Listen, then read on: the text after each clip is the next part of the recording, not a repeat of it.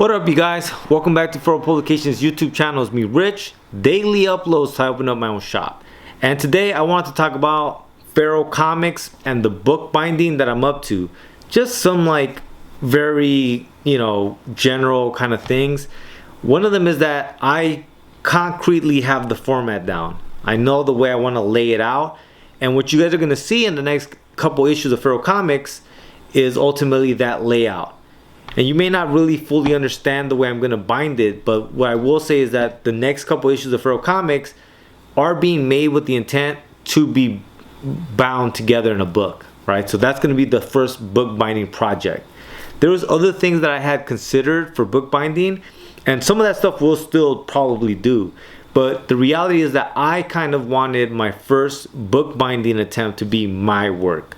And so these next couple issues of Furrow Comics are made with that intent in mind. And I just want to be clear about that, because I remember when I was reading Ronin Book 2 by Frank Miller Presents, and I remember reading that and saying, this guy's making this with the intent of it being a book. And sure enough, as soon as that last issue concluded, they announced the book. And I said, yeah, because you guys were making that with that intent. And there's nothing wrong with that at all. But you guys are going to see that the format for Furrow Comics is going to be a little different than normal, and I just want to be like, that's why. That format's going to be a little different. I don't think it's going to take anything away from the reading experience, and I hope it doesn't. And later on, we will start showing more of the format and the bookbinding process. But that's going to be the first bookbinding process series that I'm going to do.